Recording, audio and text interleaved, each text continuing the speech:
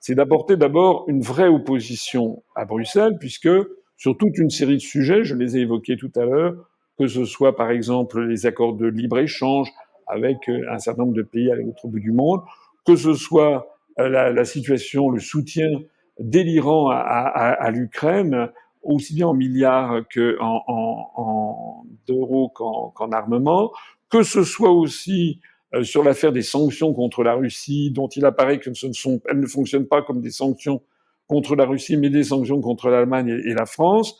Ben, sur tous ces sujets, on rompra le consensus total qu'il y a à Bruxelles. Hmm. Le Rassemblement national ne tient pas du tout à Bruxelles, parce que d'ailleurs même à Paris, il ne le tient plus du tout. Donc là, on fera une opposition frontale si nous avons des députés. Et puis il y a un deuxième phénomène, c'est que à partir du moment où nous aurons des députés, eh bien nous pourrons briser le mur de censure qui nous est opposé, puisque c'est là le vrai sujet. Le vrai sujet des élections européennes devrait être est-ce qu'on continue ou est-ce qu'on en sort?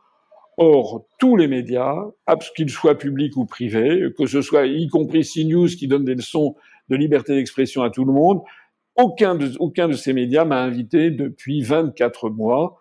Et donc, la parole sur la réflexion sur les avantages et les inconvénients de sortir de l'Union européenne, même ça, c'est interdit. Voilà.